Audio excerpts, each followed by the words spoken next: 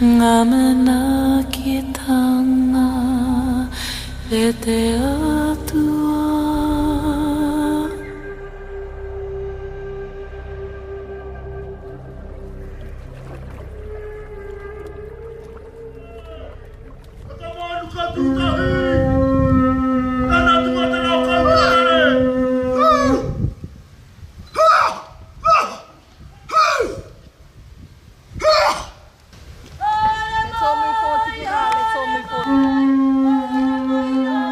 The Maori have an ancient and very complicated culture with many connections to other parts of the world. In this episode, Under the Carpet, we're going to present a more complete picture of New Zealand and her very complex past. In the first episode of Skeletons in the Cupboard, we explored the story of the red-haired people of New Zealand and their arrival into the Pacific via Peru and Easter Island. We met Monica Matamua, whose DNA ancestry dated back to ancient Persia. And we heard from a number of historians, all of whom offered information about hidden evidence and lost archaeology. Before that, in Cousins Across the Sea, we delved even further back to an ancient legend which told of the early Hawaiians coming from Alaska, a legend that has been buried in the vaults of the Bishop Museum in Honolulu. The common thread in these two films is the hiding, the obfuscation of important oral histories and the disparaging of proven yet inconvenient evidence. In this episode, we're going to go deeper, under the layers of lava, volcanic ash, sand and embargoes, to discover the deepest, darkest history of New Zealand and to find out just how long people have really been living here. Let's begin by listening to Barry Brailsford's thoughts on this subject. I think back to 40, 50 years ago when the great mission was to find where the Maori came from. And everyone was looking for one source, the one way. There's one answer for everything. No way for one way. So you get those people who use things like stone adzes and whatever to track the Maori back up into the area near China, Taiwan and whatever, and say, well, the adzes prove it, it's in the stone. But then you get other people like Tohaya Dal who said, well, actually, there are things that suggest they might have come from South America or elsewhere, North America, who knows, but let's keep the story open and see where it goes. So this whole matter of who reached New Zealand and when is now, as far as I'm concerned, a very open book.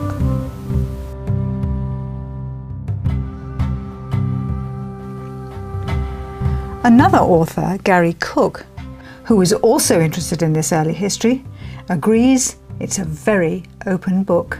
It certainly is. The Secret Land of People Before was a book which was inspired by the fact that for many, many years, from a very, very young boy, I'd heard stories of the fact that there may have been other people living in New Zealand prior to the people we know as Maori coming to this land. In our research, we started to discover that there was archival material in libraries and museums around the country in the form of early writings by anthropologists and early explorers in this land, in the forms of diaries and reports in the journals of the Polynesian Society and the transactions of the New Zealand Institute. And we went through what I call the discarded history. The historians of today don't recognise. And we came up with this book, The People Before.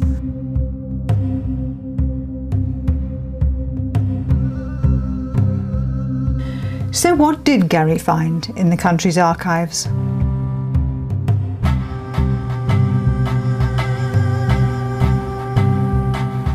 An amazing event took place in 1874 in Auckland, right in the centre of what is now Auckland City. And workmen were working in a street called Coburg Street, which is now High Street, on the intersection of Wellesley Street, right near, outside where the present-day art gallery is.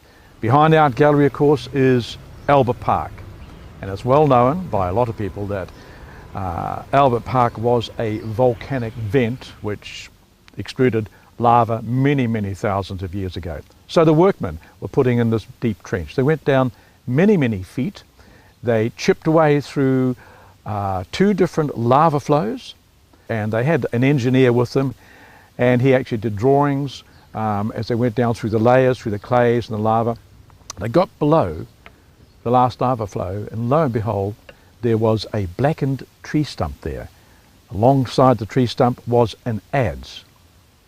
And they pulled the tree stump out to examine it further because it had been cut. And it was a manuka tree, and it was quite a wide girth.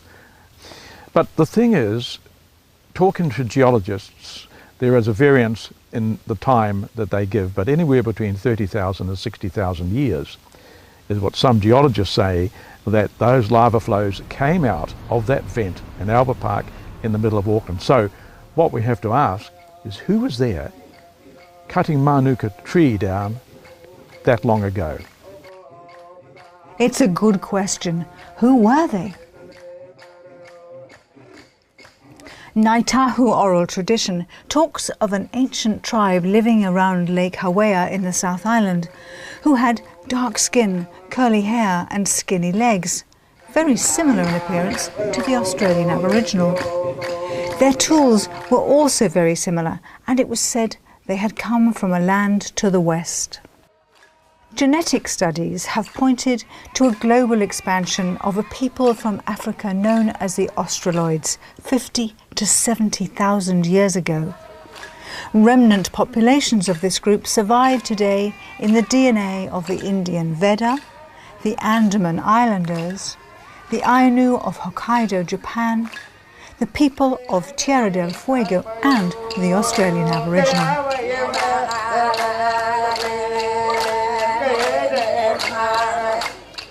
The Chatham Islanders, or the Moriori, are believed to be a relic population of the early inhabitants of New Zealand, and in this picture they do resemble the Australian Aboriginal. Ngaitahu also assert that these people live on in their DNA to this day. But much has happened in the last 40,000 years.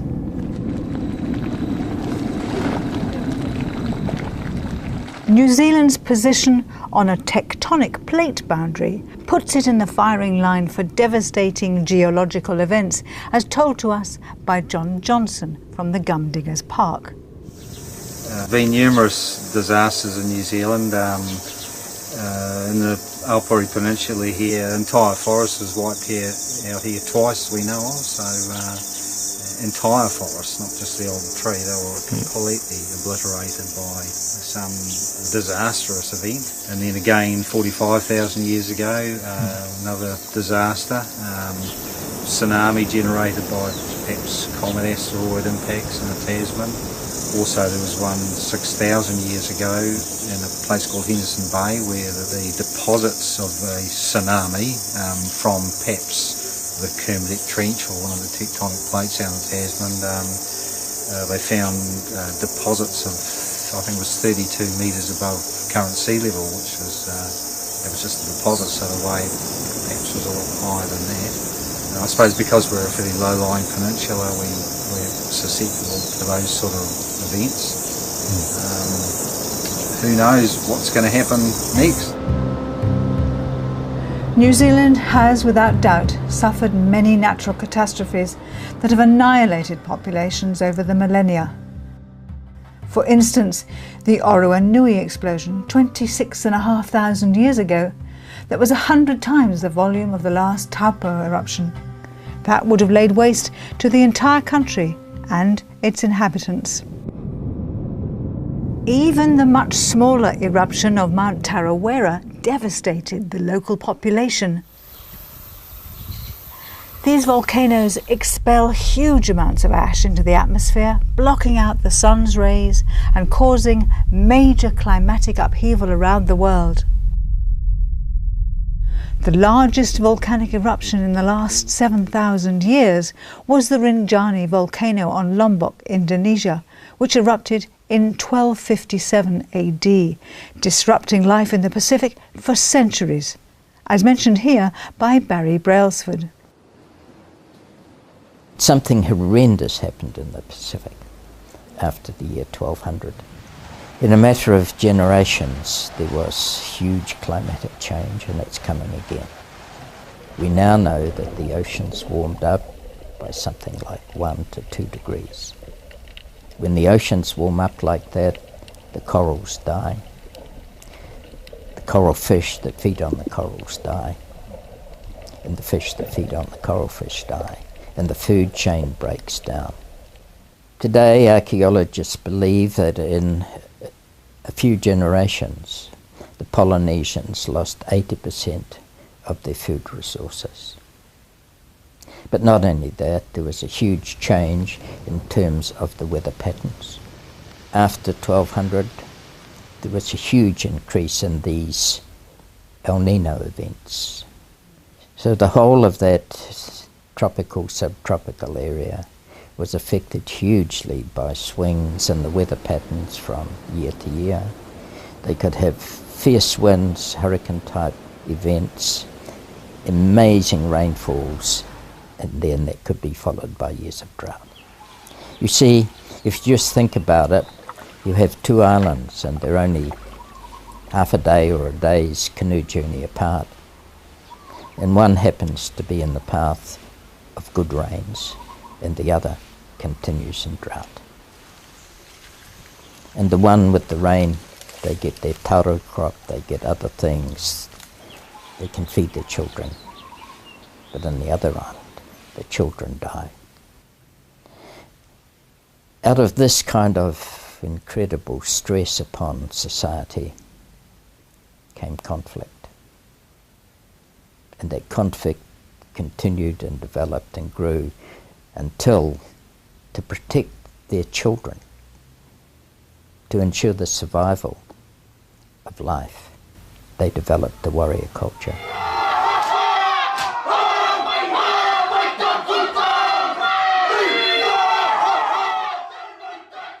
The people of the Pacific reacted predictably to the devastation of the environment and their food resources, but this was by no means the end of it. Well, as the Maui stories go, fiery things coming out of the sky. There's a very interesting story in the South Island, and it looks like this event would have occurred just over 500 years ago. And the Maori and Maori legends down there, they say that the sky was full of fire, and fire came down close to the earth and set the forests on fire. And then the fire descended into the ocean out of sight of the land. Now, it's fascinating that probably about 10 years ago, an Australian geophysicist working with an undersea exploration company noticed a very large crater on the floor of the Southern Ocean not far from Stewart Island. The survey ship was able to go across this gigantic crater, and they pulled up samples from the ocean floor, not very deep in the sediment, which were tektites. So therefore, there was an event which occurred 500 years ago, and the resulting tsunami swept right up the coast of New Zealand, and it is believed also, this answers a query that many scientists in Australia have had for many years, why was there sea debris way up the Sydney Harbour up towards the Blue Mountains and caused devastation there as well. So this was a mighty event, and it was a catastrophic event. Not only do Maoris record this event as the fires of Tamatea and the Mahuika comet impact, it was also recorded by the Chinese, who happened to be there at the time.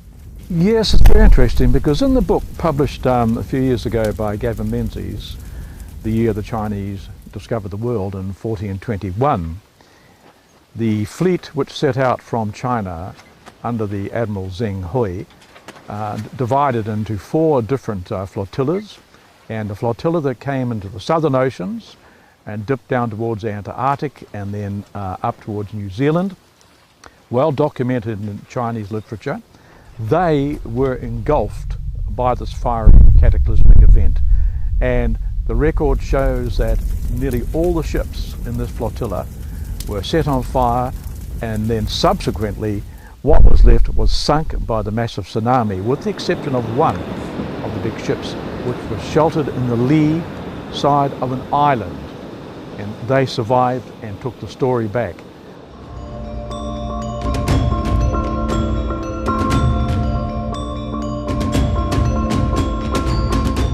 What evidence is there that the Chinese visited New Zealand? On the northern side of the Hokkien, there is, up in the ridge wall, they call it an ancient Chinese fort. There's a passage, it's carved out of limestone, rooms off and what have you, about 150 metres long. But unfortunately it's all covered with sand now and pine tree. But down in the valley below that, 1902, old Percy Harris was a kid. Him and another fellow rode over that side and came across all these plates and china and bronze cannon and what have you.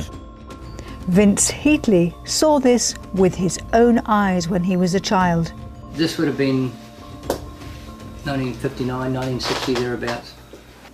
Older brother and I, we were down at the sandhills at Okanoni, and we're looking out towards the sea. Down in the sand hollows was this, which I've put a bit of sketch on. We could see about 25 to 30 yards of it sticking out of the sand, and somebody has spent a lot of time digging this out. I couldn't climb from the bottom up onto the top. It was about a good 4 feet high, and I remember running into each of these little rooms and climbing up the sand and getting up on top and calling out to my brother, "Alan, here I am," and I'd run down and I'd run into a different one again.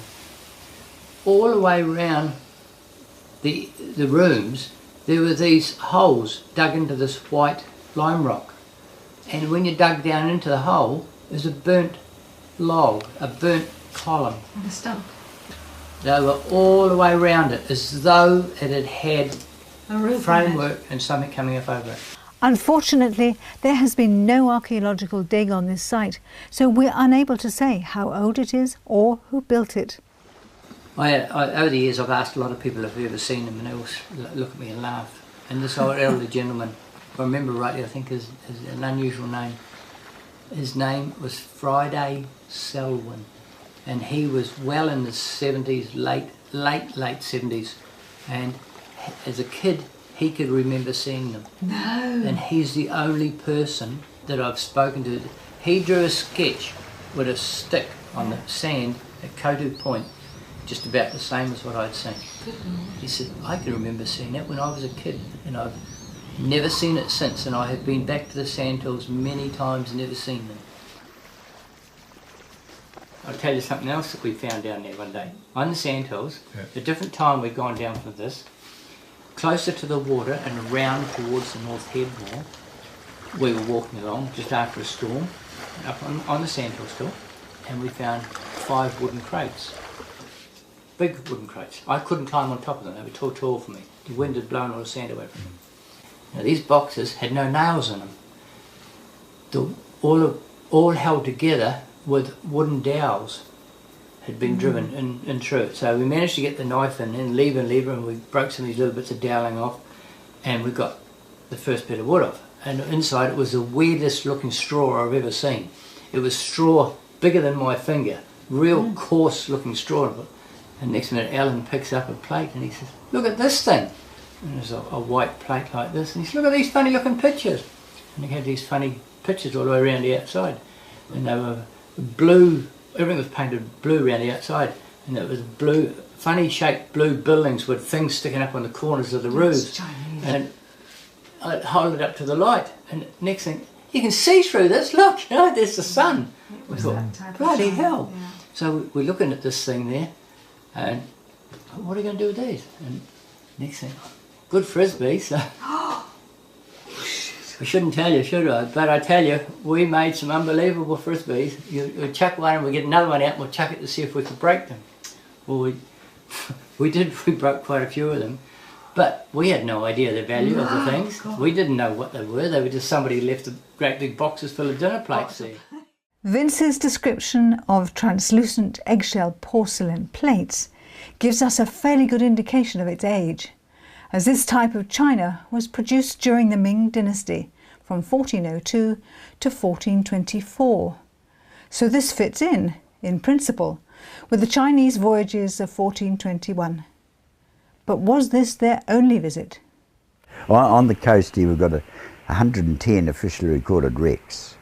And I found another 57, and it's these unknown ones that I'm very, very interested in. And there was this washout October, November, and one of my team was up the beach and saw these ribs sticking out.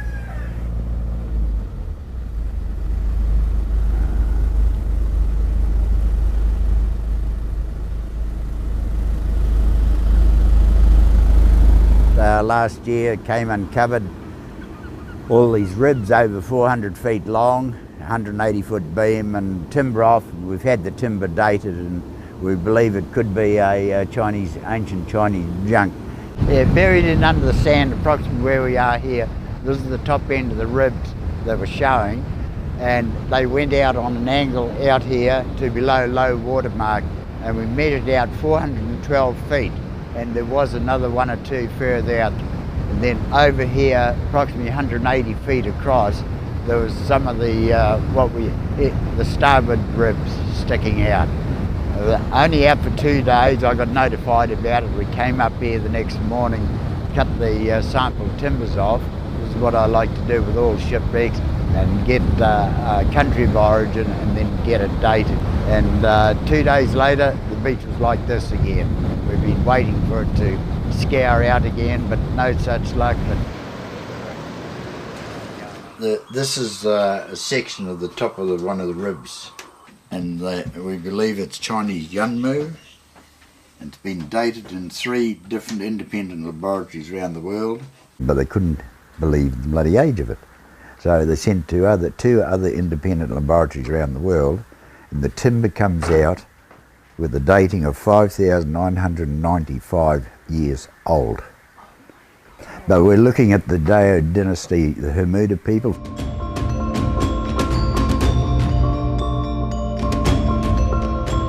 The Hermuda culture was a seafaring nation who lived by the Yellow Sea between 7,500 and 5,000 years ago. Their DNA is believed to be ancestral to the Polynesians. A paper published by Professor Haikai Tane asserts that the Hermuda people were making regular trips across the Pacific. It had always been assumed that they sailed bamboo rafts with multiple centreboards, but the 400-foot-long shipwreck discovered by Noel Hilliam challenges our perception of the shipbuilding capabilities of these people.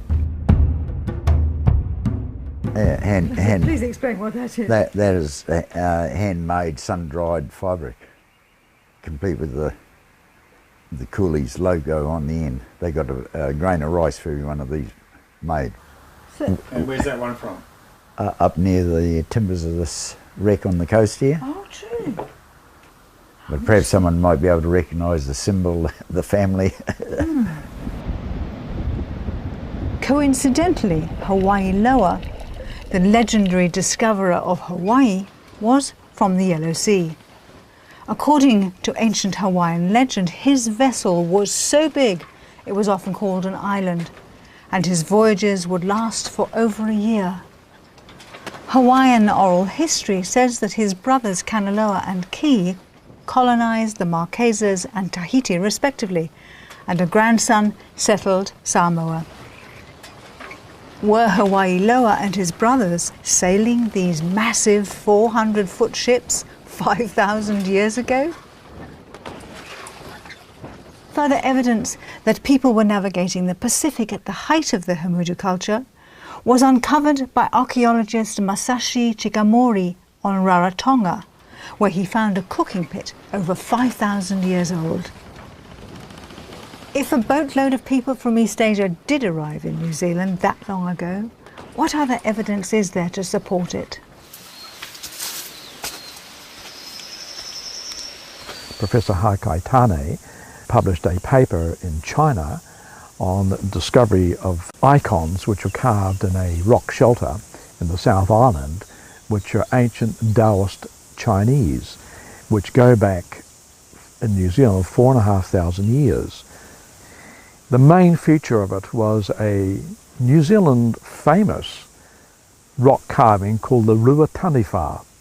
And the Taniwha, of course, is a mythological figure in Maori stories, often depicted in a dragon-like form and quite a fearsome creature. So this was named the Rua Taniwha.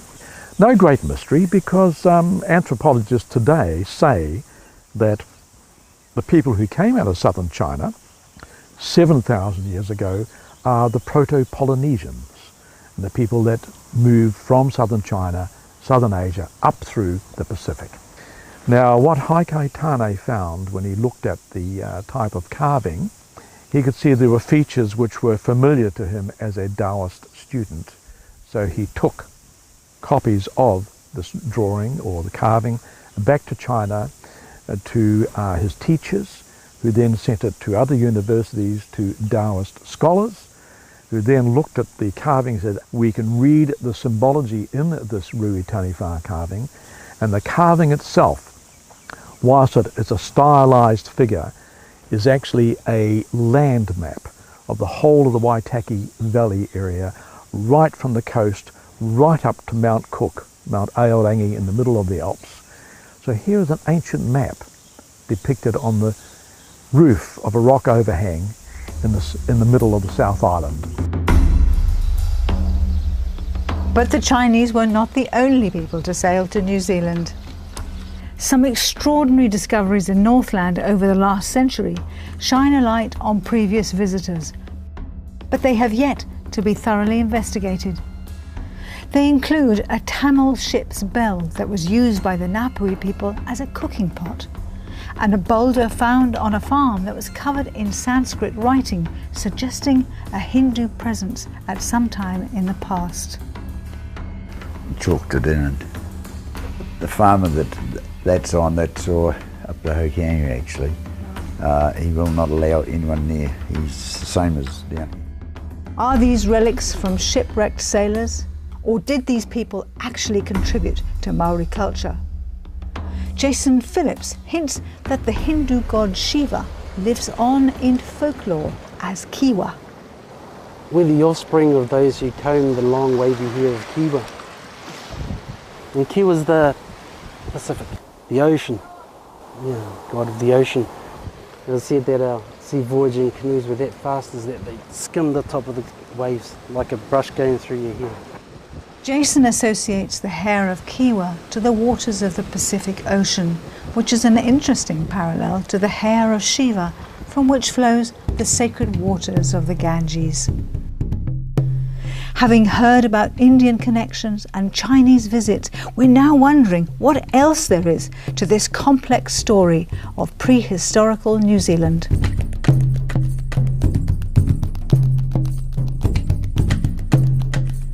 Martin Dutre, in his book Ancient Celtic New Zealand, puts forward evidence there may have been an even earlier contribution to New Zealand culture by people from the opposite side of the world, who he believes were mapping New Zealand 3,000 to 4,000 years ago. Okay, we're now at Silverdale, and in 1971 there was a great big hill here that the road used to have to wind around it. So it was decided that they would get rid of the hill and create this beautiful big intersection. But as they brought the machines in at the very crown of the hill, they found a cluster of 12 massive concretion boulders right on the top of the hill. Well, it was a real enigma, because concretion boulders can only naturally form down in sea sediments. But these were at the top of a washed clay hill. So it was a real mystery at the time as to why they were there. Well, the reason that they were there is that they were part of a massive alignment system that runs right across the Auckland Isthmus. And we've traced that alignment system from Pukemore Hill in Huntly through to the Mount William Walkway. It then goes to Totara Park in Manukau. It then goes to a mound on the top of Mount Wellington. It then goes across North Head. It then moves on to Okura Ridge over this way, where they built a mound, a great big trig mound on the top of the ridge. And it then comes to here, where there were the 12 concretion boulders on top of the Silverdale Hill, where they could work out the distances to any of the land features from working from this mapping alignment. And I talked to a kaumatua from Ngāti Kuri, and he talked about how when his people arrived in New Zealand in the year 700 AD, how they encountered another people here that they called the surveyors, because these people were so busy setting up standing stones and different types of markers across the landscape, all to do with surveying and mapping the country. Let's hear a little more about these surveyors and what they did. The ancient Patupai Arahi surveyors and astronomers, when they set up this particular solar observatory, they made it in exactly this position. They put it in exactly this position so that the sun would rise in line with the trench on Mount Wellington. And when the ancient Patupai Arahi astronomers saw that, they would know absolutely that that fixed point gave them their day of the equinox. And then, according to that, they could do their calendar count and figure out any day throughout the entire 365.25 day year, and all of the times of planting, harvesting, fish migrations, whatever. Now the spread between the summer solstice back to the equinox here around the Auckland Isthmus is about 30 degrees. And then, of course, from the equinox back to the winter solstice is another 30 degrees. So on the horizon we have a spread of about 60 degrees of sun movement through the year.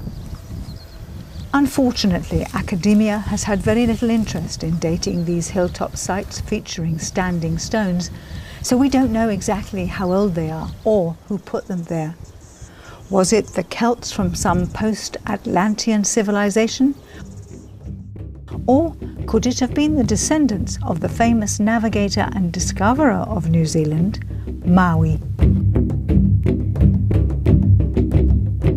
As most school children know from the myths and legends, Maui ensnared the sun. This legend is a direct reference to Maui's knowledge of navigation and celestial observations. So what else do we know about Maui? Maui was basically the person who navigated the Pacific, probably navigated the world. Okay, if you go back to all the Pacific Islands history, what's the history of your islands? Maui fished it up. You come to New Zealand, the North Island, the great fish of Maui. You know, the South Island is canoe. The North Island is said to resemble a stingray, with the mouth of the ray at Palliser Bay. During Maui's circumnavigation of the South Island, and upon reaching Kaikoura, he spotted the mountains of the North Island and sailed across the straits to Palliser Bay, where he was greeted by the red-haired chieftainess of Orokoroko. If Maui first arrived in the South Island, where did he land? According to Waitaha and Ngāi Tahu oral history, Maui came from the Southern Ocean and landed at Bruce Bay. Well, I'm standing here now at Bruce Bay, and about 100 kilometres due east of me rises the highest mountain in South Island, known as Aoraki or Mount Cook. This mountain, on a clear day, could be seen over 200 kilometres out to sea.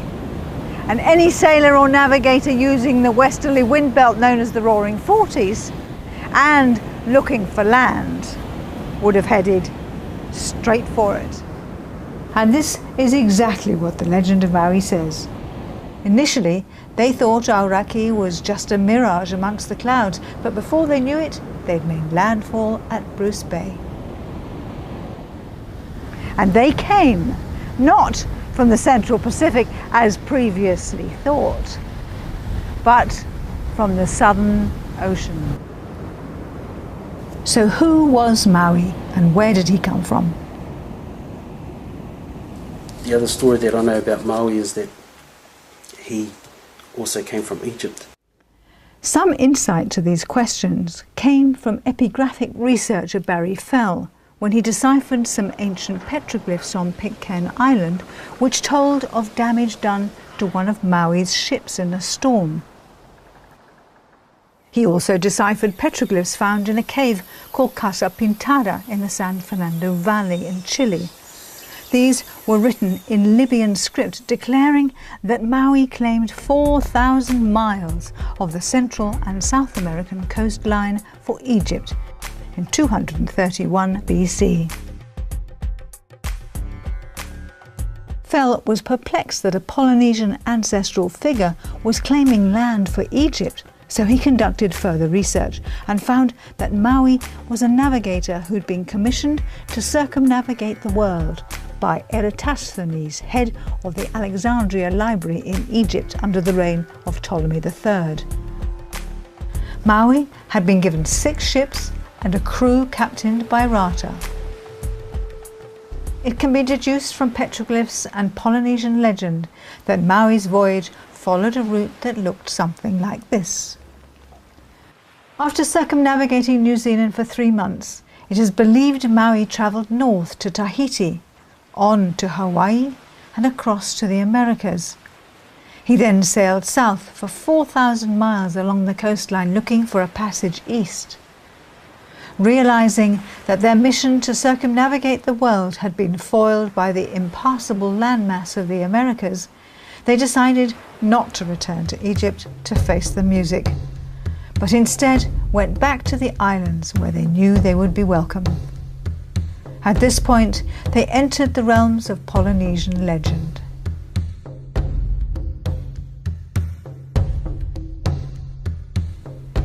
It seems he made quite a name for himself in Tonga, where there's a massive stone archway named after him. It is called Ha'amonga a Maui, the burden of Maui.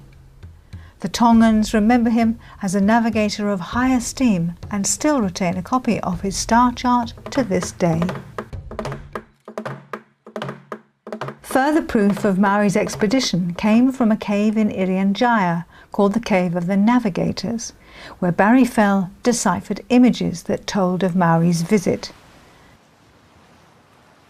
This clearly shows that Maui passed through the islands of eastern Indonesia, reprovisioning his ships in the home of the Indonesian rice paddy rat, also known as Rattus exulans or Kiore, the Polynesian rat. After leaving the Cave of the Navigators, Maui experienced strong headwinds, so he chose to head south into the westerly wind belt of the Southern Ocean, arriving at Bruce Bay with rats on board.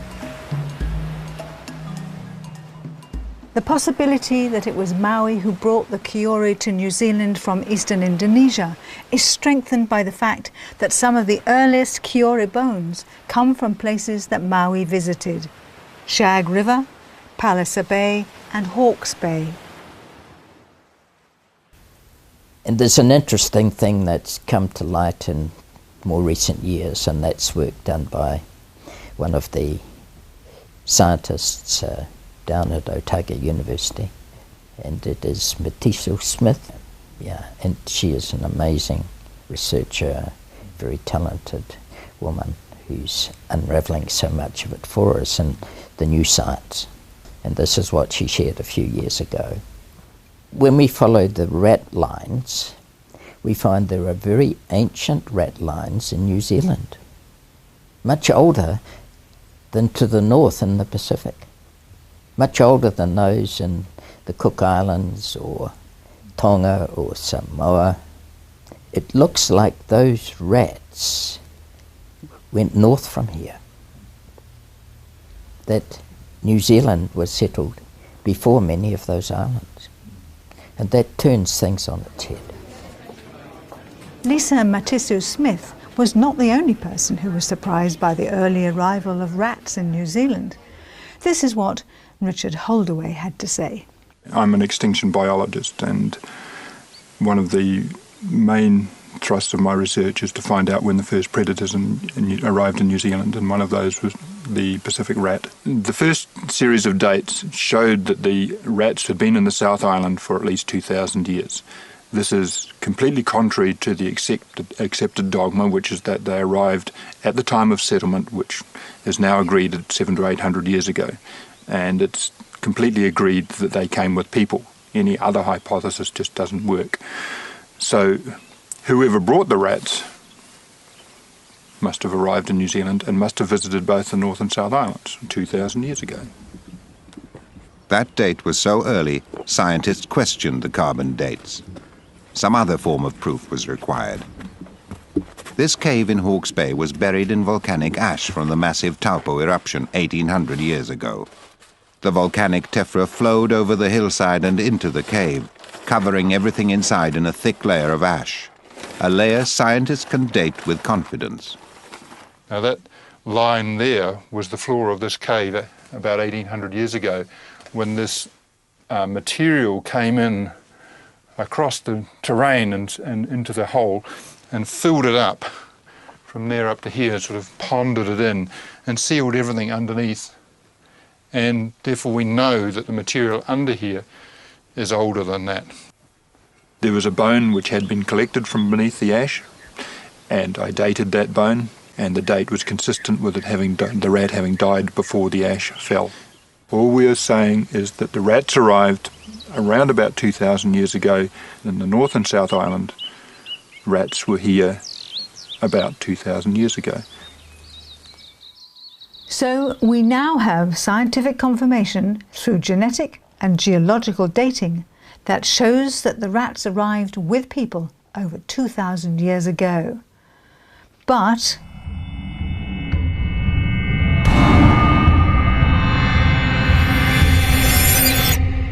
a government employee by the name of Bruce McFadgen was commissioned to debunk Holdaway's work. He questioned the dating methodology, suggesting the rats had been eating 1,000-year-old carbon, and concocted fanciful scenarios that placed rat bones under the tephra layer by virtue of some burrowing creature, a hole-boring petrel, without any evidence of the ash being disturbed. At least McFadgen admits that none of his scenarios prove anything.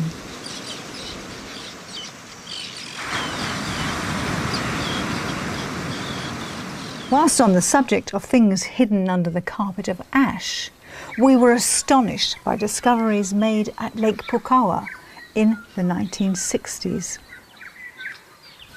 See this bone? It's not a club. It's a tibia, and it's the tibia of Dinornis giganteus, otherwise known as the moa. Now this bone was found during an archaeological excavation very close to where I am at the moment, near Lake Pukawa. And this bone was in an upright position like this in the lake, along with many, many others, as if the moa himself had got stuck in the mud. Now the subsequent excavations by an archaeologist named Russell Price found hundreds of moa bones that had been heated and broken. Suggestion was that somebody had been eating their dinner of moa.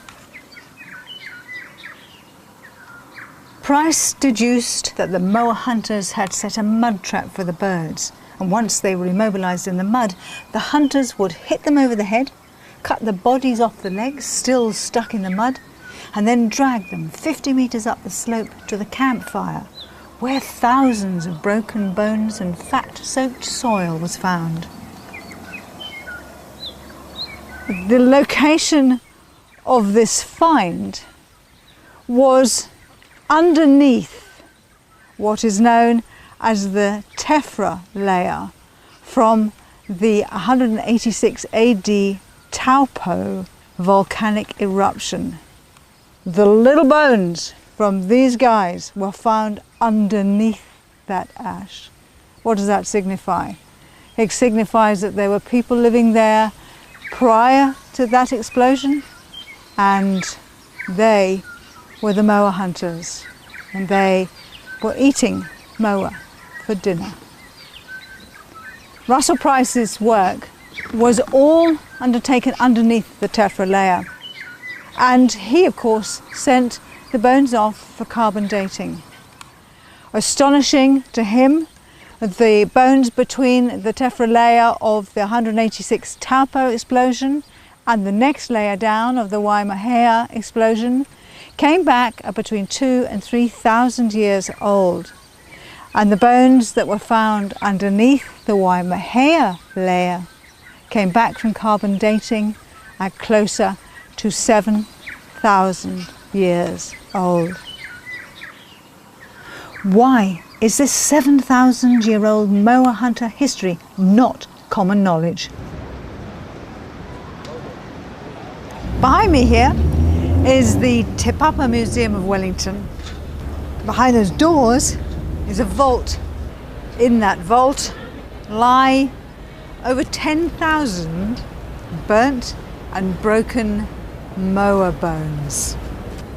Are they on display at all anywhere? No. Why?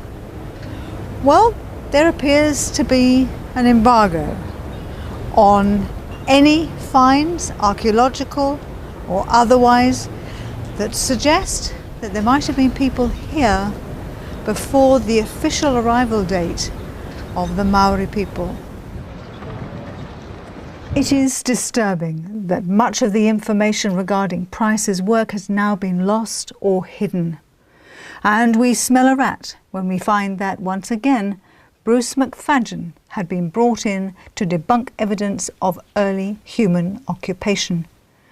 He concocted a fanciful scenario suggesting that a large femur and other cooked moa bones had fallen down cracks in the mud, thereby magically arriving beneath the ash layers. However, the dating of the bones still showed they were between 3,000 and 7,000 years old. Russell Price was crushed by this ridicule of his hard and honest work, having devoted nearly 20 years of his life to it.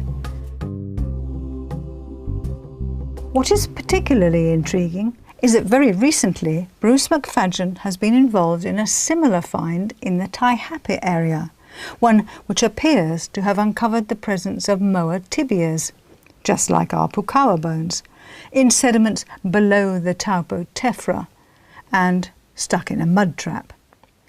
To date, no torso bones have been found, which suggests that the cooking pit and midden are yet to be discovered. Now that the facts stare McFadden in the face, will he finally admit that he was wrong and exonerate Russell Price for his groundbreaking work in the understanding of New Zealand's ancient people?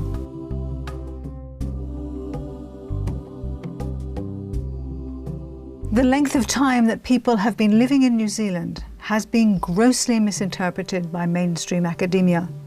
The picture is far more complex. Now we're going to have a look at the bigger picture, the timeline of the movement of people around the world leading up to the colonisation of the Pacific and New Zealand. During the last interglacial period, over 120,000 years ago, the Pygmies spread out from Africa. Then the volcano Toba erupted 74,000 years ago, decimating global populations and causing man to regroup. A taller people, who were similar to the Australian Aboriginal, emerged about 70,000 years ago and expanded across the globe. Then the Ice Age hit 25,000 years ago, and from this period came stories of blonde-haired bearded giants followed by the redheads. Then the age of the black-haired people began about 6,000 years ago.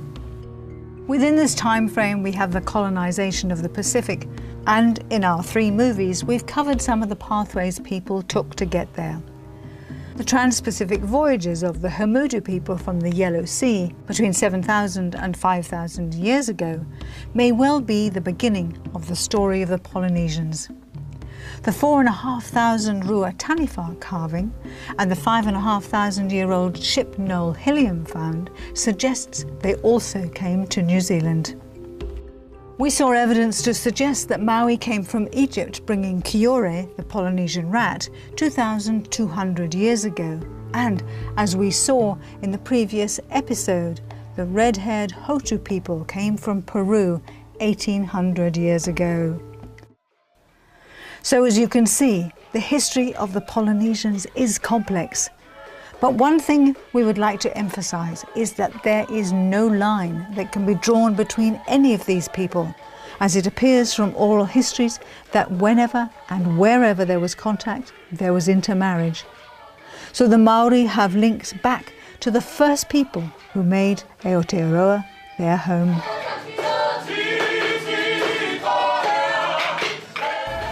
A lot of these early tribes, the ones that have actually survived, have formed what is now Maori culture. Maori culture is not just one set of people who arrived at one time. It is a conglomeration, it is a melting pot of probably hundreds of different tribes that have contributed their energy, their culture, their stories, their ways, their tools, all sorts of different things to what is now Maori culture. But although scientists have been trying to unravel this amazing history, they are being thwarted at every turn. Groundbreaking discoveries are made, but they continue to be swept under the carpet before anyone can connect the dots to other studies that have also been hidden from the public eye. Why have there not been more archaeological studies undertaken at the location of the Manuka tree stump? Why hasn't anybody investigated the ancient ship Noel Hilliam found? And why haven't there been more studies done on the moa middens discovered under the Taupo ash? Why have Matisu Smith's and Holdaway's findings on the rat DNA been pushed aside? And why has Bruce McFadgen attacked and denigrated both Price's and Holdaway's work? These groundbreaking findings could open up new fields of research that would surely explain this complex and exciting Pacific prehistory. But why isn't this being done? Because it would mean that the history of New Zealand would have to be rewritten. For people to have a sense of identity, knowledge of their history is vital. When that history has been erased or altered, pride and understanding is compromised. And that's what's happening in New Zealand today. Nobody dares rewrite the history to tell the truth, only to rewrite it to bury the truth. And for what reason? Well, we'll leave that for you to decide.